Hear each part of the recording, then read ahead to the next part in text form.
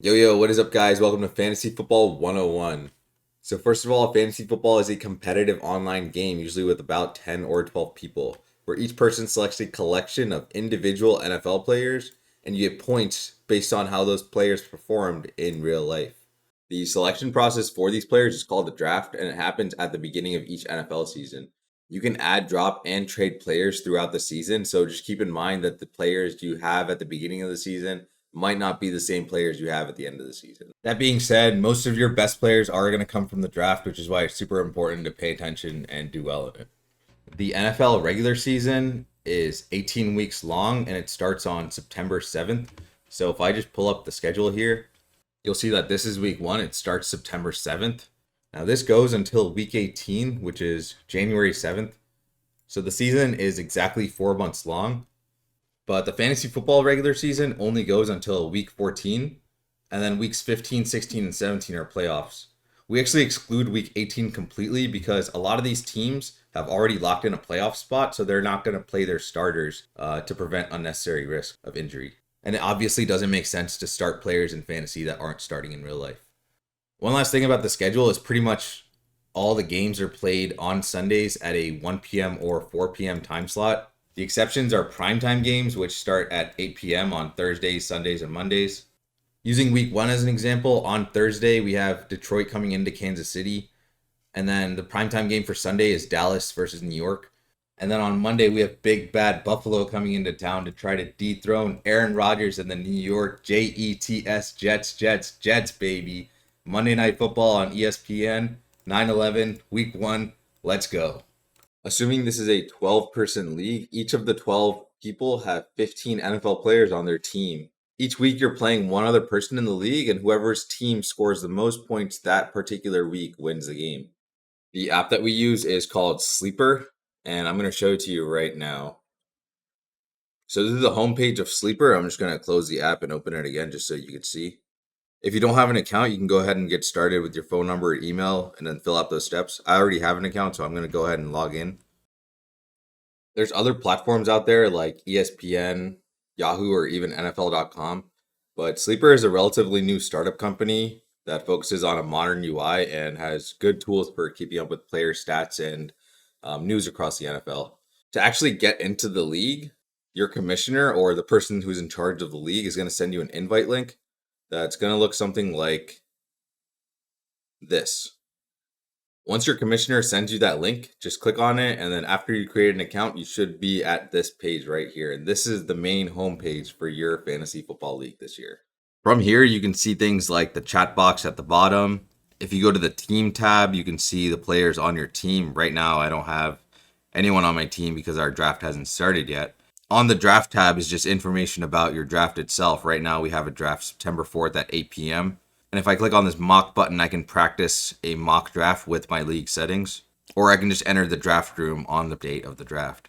On the players tab, you can see all the players available in the entire NFL, and you can filter based on position, their projections, which are going to be the expected number of points that they'll score in a particular week, or stats, which are just the performance stats for that player. You can sort by the entire season, the average of that player's stats throughout the season, or just go to a particular week in any given year and you can find the specific stats for that given day. You can see that Derrick Henry, for example, had 41 points on week 6 of 2020. Or if you just wanted to see the leaderboard, you can just go to leaders and then go to season stats, and that'll show you that everyone has 0 points because this season hasn't started yet. Lastly, in the league tab, these are all the players in your league and the standings, and then any activity that goes on in the league, including the adding, dropping, and trading of players. Now that the logistics are out of the way, I want to show you guys how to actually build a team and how to actually prepare for your draft in the best way possible. I keep talking about scoring points, so I'm going to go over exactly how your players' performances translate into fantasy points. Each position is scored differently, and there are 6 positions in fantasy. Even though there's only 6 positions in fantasy, there's a total of 1, 2, 3, 4, 5, 6, 7, 8, 9 players overall on your team. And that's because there are 2 running backs, 2 wide receivers, and a flex spot, which can be any of a wide receiver, running back, or tight end. These 9 players are known as your starters, and you only get points for players who are starters on your team. That means no matter how well these guys down here on the bench perform, you won't get any points for them at all. You only get points for players that you start on that particular week. So they have to be in this starter section right here. If I wanted to swap out any of these players, I can click on their position icon and then select the player down here that I want to replace them with. I'll go ahead and swap that back right now. In order to view the full scoring details, you can click on the settings icon at the top right and then click scoring. Here you can see how much each of the passing, rushing, receiving, etc., all of these stats in real life correlate to fantasy points, which are going to be the column on the right. For example, for rushing yards here, you get 1 point for every 10 rushing yards. This can get a little confusing, so let me just break down each position with examples. For quarterback, the main stats are going to be passing yards and passing touchdowns.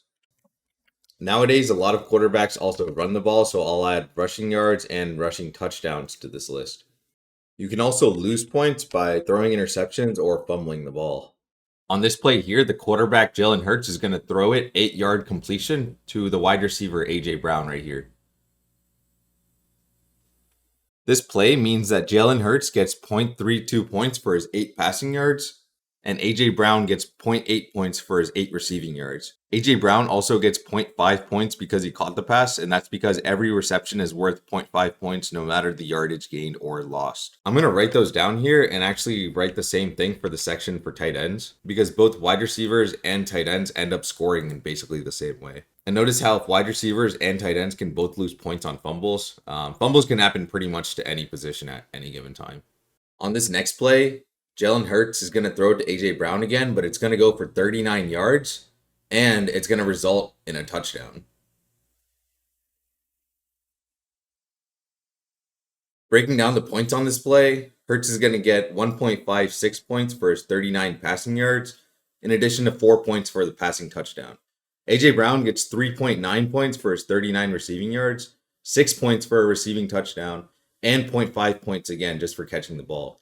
This gives a total of 5.56 points for Jalen Hurts and 10.4 points for A.J. Brown just on this one play. Running backs can also catch the ball. Here, Christian McCaffrey is going to gain a 10-yard completion, which results in about 1.5 fantasy points. But usually they run the ball like on this play from back here, where Christian McCaffrey takes it, jukes over 2 guys, and then runs over another, and scampers to the end zone for a 23-yard touchdown run and 8.3 fantasy points. And I'm just going to copy those stats here. So for running backs, we have rushing yards and rushing touchdowns as their main way, but they can also receive the ball for yards and touchdowns in the same way that wide receivers and tight ends can. Now, these are the 4 main skill positions on offense: quarterback, running back, wide receiver, and tight end. And then there's 2 other special positions, that's kicker and defense and special teams, that are scored a little bit differently. And as you can see, there's really not that much difference in how players earn points. Most of it is just based on yards, touchdowns, and receptions. And that's basically the premise of fantasy football. If your player positively affects the games by having a lot of catches, touchdowns, or yards, in any which way, either through passing, rushing, or receiving, then you're going to do well in fantasy. If your player doesn't do well in these categories and commits a lot of negative plays like interceptions and fumbles, then I'm sorry to say that you're going to have a bad time. For the kicker position, you get anywhere from 3 to 5 points for making a field goal, depending on how long it is, and 1 point for extra points. And on the flip side, you lose anywhere from 3 to 1 points for missing a field goal, depending on how long it is, and you lose 2 points for an extra point that's missed. For the defense and special teams positions, you get points based on how many points your defense allows in real life, how many yards they allow in real life, and how many turnovers they force. It's kind of like the opposite of offensive players, where on offense you want to gain yards and touchdowns while minimizing the number of turnovers that you have. But on defense, you get points for allowing as little yards and touchdowns as possible while maximizing the numbers of fumbles, interceptions, and just turnover plays in general. Now that scoring is out of the way, the last thing you need to learn is how to draft a good team. And that really comes just down to 2 skill sets. That's being able to compare players across the same position, so like a running back versus a running back, and then being able to compare players across positions, so a running back versus a quarterback. The best way to get good at this is to practice mock drafting from your draft position. So I'm just going to pull up a mock draft and explain my thought process when it comes to drafting. It looks like I'm 7th spot in this league, so that looks good to me. You can see all the players available by swiping up, and these players are all ranked in terms of ADP, which stands for average draft position. That means based on all the drafts that are happening in fantasy football across all the leagues, this is the average position that this player is going on those drafts. If I want to compare two players across the same position, like for example, Stephon Diggs versus AJ Brown, these guys are both elite wide receivers that are exactly 1 ADP away from each other. So who do you pick in this scenario? Well, in general, I'll click into the player and look at two things. One is their performance stats, which is located on the history tab. And then the other is any sort of recent relevant news about the player, which is located on the summary tab. Both of these players don't really have anything out of the ordinary in terms of news about them, but the past couple of years, Stephon Diggs has been a top 5 receiver, and I can see that in the half PPR column. Notice that we're comparing half PPR here instead of the full PPR column, because PPR stands for points per reception, and if you remember earlier, we said that each reception is half a point. In some other leagues, people score receptions as a full point, but I hate that setting, so all my leagues are half PPR, and that's the correct way to do it. If I scroll over, I can see all of his receiving stats, and I can see that each in the past couple of years, he's had over 100 receptions, over 1,000 yards in the past 5 seasons, and a bunch of touchdowns to go along with it. If you want game-by-game analysis of each season, you can go over to the game log and then click on the particular season that you're interested in. This will give you Stephon Diggs' stats in every single game that he's played. Now comparing that to AJ Brown, you can see that AJ Brown is just breaking out into a top 5 receiver this year. He only had 88 catches last year, but those 88 catches actually went for more yards than Stephon Diggs had, and he had 11 touchdowns, which is the same as Diggs. Overall, I would choose Stephon Diggs based on his consistency over the past couple of years, but it honestly wouldn't surprise me if AJ Brown did better this year, since he's just breaking out into his true wide receiver potential. Now, what if you wanted to compare players across positions? So like AJ Brown versus Derrick Henry versus Patrick Mahomes. Who do you draft out of these 3 players? One of them is a wide receiver, one of them is a running back, and then one of them is a quarterback. As you can see, the quarterback Mahomes, he's actually projected the highest number of points. He's projected 362 points compared to Derrick Henry's 239 and AJ Brown's 247. And you'll notice that in quarterbacks because quarterbacks are projected higher values, but the draft is set up so that running backs and receivers typically go first due to scarcity of the position. Because of this difference in projected points versus the average ADP, when it comes to comparisons across different positions, there's certain strategies to optimizing for the best draft possible. So in general, my opinion is to have a balanced approach where in the first 2 rounds, I'll draft 1 running back and 1 wide receiver or vice versa. And then I'll draft a quarterback in the 3rd round, a tight end in the 4th round, and then in the remaining rounds, I'll just fill in the remaining spots on my team with whatever the best players available are at that pick. In practice, this looks something like this. I'll start this mock draft and wait for these players to go.